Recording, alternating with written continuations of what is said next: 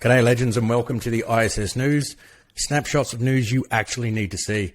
I'm Anthony Meixner and with me as always is Adrian Sutter. Today's headlines are politicians backtrack on the COVID-19 pandemic strategy, the US government released proof of aliens and the new Veterans Minister, and we'd be keen to hear your thoughts.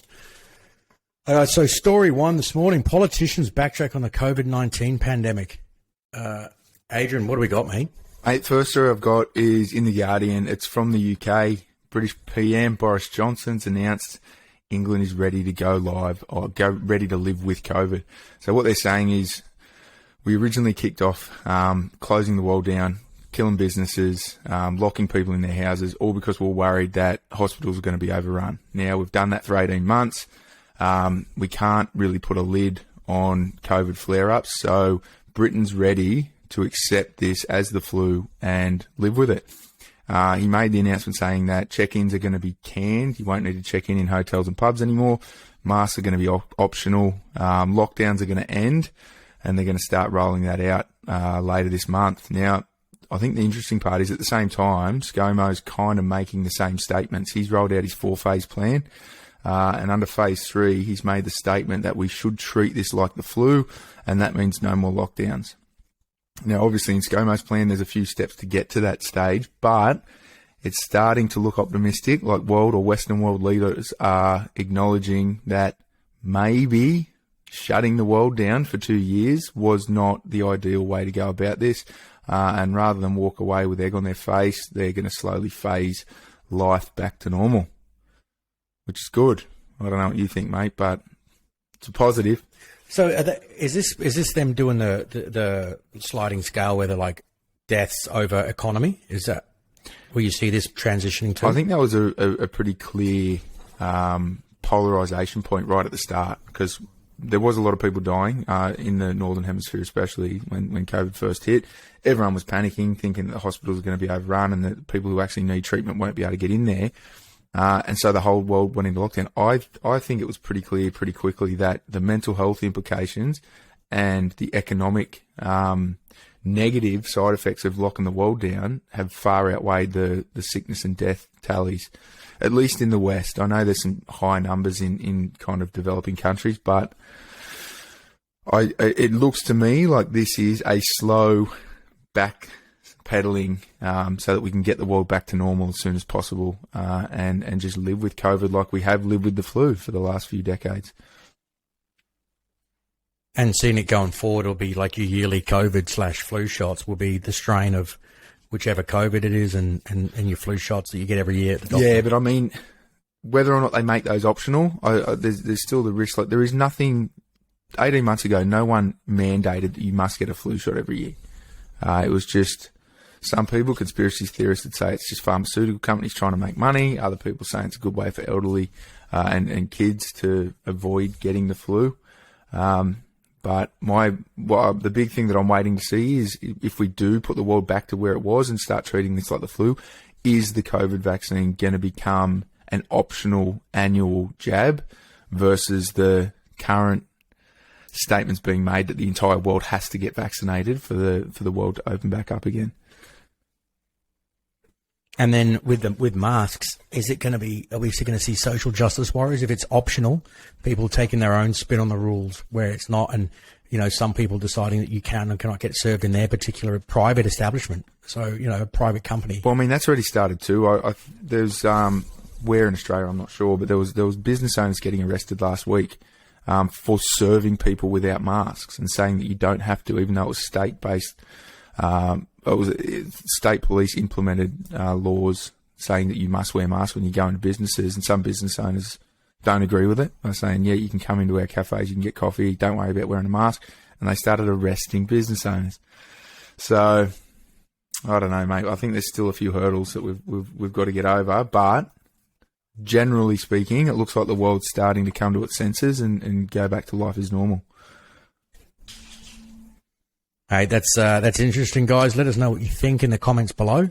Are you pro-mask? Are you against the mask? Are you going to get a vaccination? Are you going to make other people get a vaccination? We don't know. Okay, so this is a good one here. Oh.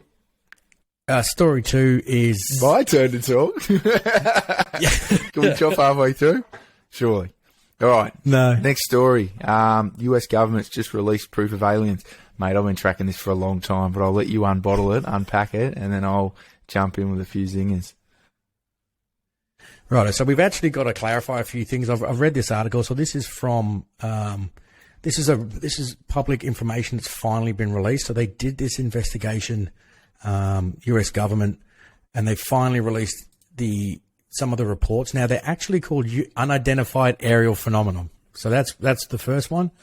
And this report came out on Friday, the 25th of June. So the Office of the Director of National Intelligence released its eagerly awaited unclassified intelligence reports called the Preliminary Assessment of Unidentified Aerial Phenomenon. Now, the report is from 144 UFO sightings by military aviators. This is just from the military between 2004 and 2021. The biggest bombshell of this is a handful of those. So 21 of those 144 reports appear to demonstrate advanced technology. And what we're talking about is that they remain stationary within gusty winds. They can maneuver abruptly. They can move at considerable speed and without any discernible means of propulsion. This is something that even radio frequencies are coming out and associated with these UAPs. So they've come out, they've released this report saying, hey, we did some studies in the 1960s. They said, nah, it's probably not a real thing. This has now come out, and this is from military aviators. I cannot believe this. And I know this is a story that is sensationalist as it come, and it was put in intentionally. But to me, this is some pretty. It feels like they're evidence. slow cooking the frog. Like they've CNN, like the news or the media outlet and station that is supposed to be one of the big ticket stations in the world, released 3 stories through COVID about the Pentagon, about the White House, releasing reports accepting that there is things flying around the sky on Earth that are not made by humans. Now, most everyday Aussies, everyday people around the world just write this off and go, oh, it's just another tabloid conspiracy theory they throw in there for clickbait, right? But it is happening almost weekly at the moment. There's new reports coming out about different things being declassified. Now, I have to read between the lines and go, they are slow cooking the frog. They can't just dump it on us overnight and go, aliens are real. We've had them for 30, 40, 50 years. We've had UFOs on Earth for 50 years. They've got to slowly indoctrinate people to accept it as part of reality. And I think this is what this is, mate. This is like one of the biggest ones. I mean, even Donald Trump at the end of his administration tried to pass legislation making all of the intelligence agencies release their reports on UFOs. And that's unheard of by any president in our time, publicly doing this. I mean, what goes on behind closed doors is another story. But I think, mate, it's within this decade we'll be opened. Our eyes will be opened. The craft are here. The things they're flying around in don't obey the current laws of physics as we know them or as we understand them. And again, positive spin. There's going to be some technological advancements that come out of this stuff that are going to speed up the curve of innovation. Right. Well, one of those is actually, they said that some of these craft have been able to break the supersonic. So they've gone supersonic without creating a sonic boom. Now, this technology is actually slowly being developed in near peer modern US and their adversaries, but they've only managed to do a quiet supersonic technology. Other people are saying that, oh, well, it probably is unidentified flying phenomenon from other countries, and that's their advanced prototypes. And apparently there's been some reports back and forth that say that most countries don't fly their prototype cutting edge technology within the observable space of their adversary so they can get a report on it. So, mate, the other big one from this report that we got, that we pulled the main key points from, is from The Conversation. Now, The Conversation is a fairly well-respected news outlet. They normally only run things that have either been peer-reviewed or that have got credible sources. And there's a bunch of, like I said, CNN's talking about it, a bunch of mainstream media's talking about it, but you never know these days whether they're throwing out clickbait. They don't really care about doing their fact-checking. The Conversation apparently is a fairly credible source. So it's good to see. And then going into our last story is so everyone's tracking the new Veteran Affairs Minister. So Darren Chester got ousted in the middle of a National Party reshuffle. So just the education piece behind that is that the DVA minister that portfolio comes under the National Party. We know that the Liberals and the National Party form a coalition. So the National Party have come and they've had a bit of a leadership spill and they've done a reshuffle. As a, what's the word for it? As a non-partisan speaker? I don't know. The result of that is that we have removed an experienced DVA minister during the middle of the Royal Commission, the implementation of the Standing Commissioner or the National Commissioner. And so I can just see some friction points, and I know you're keen to talk to those points as well, mate. Take us through some of the friction points you can see. Mate, that's like created. You said, like we're a mental health charity. We stay away from picking sides in politics. But in when it comes to veteran welfare, I think the media has completely overlooked the fact that we have just swapped ministers in the lead up to a Royal Commission. Might be good, might be bad, but I think the veteran community deserves answers, and they deserve politicians to stop playing games, stop playing favourites and playing political games, throwing the veteran community around like a political football, and at least through the Royal Commission form some kind of stability.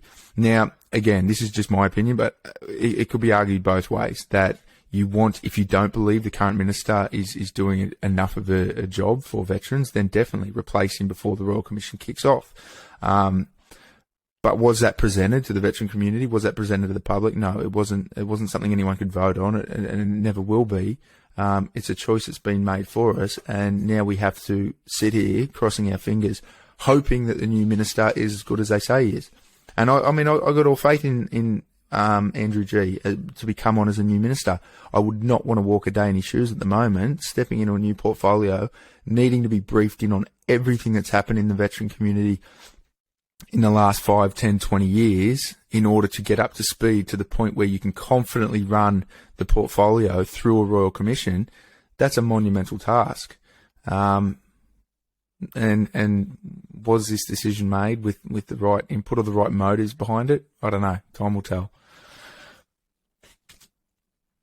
Yeah, it's not like I would imagine some portfolios are easy to transfer. They're numbers and figures, right? As opposed to emotions and, subjective. Effectively, the DVA portfolio is whether you stand or against it. It's not factual numbers on a page at the moment, unfortunately. It's subjective opinions on how and what it should be done. I mean, the system is what it is, mate. We have to live with it. If the Nationals or the Coalition or Labor, whoever is in government, if they want to reshuffle and reappoint different people and different MPs to become ministers of portfolios, that's how the system's set up. They're entitled to do so.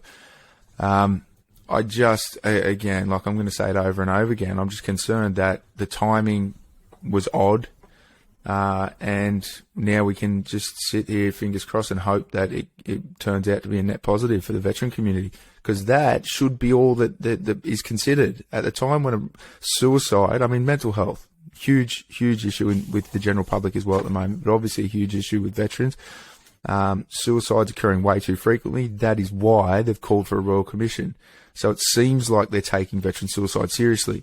To then flip the minister in the months leading up to the Royal Commission kicking off, was that done because they thought it was going to be the best outcome for the veteran community, or was it done because politicians are playing petty games and just want to have a pissing contest? I mean, this, again, it's an opinion piece.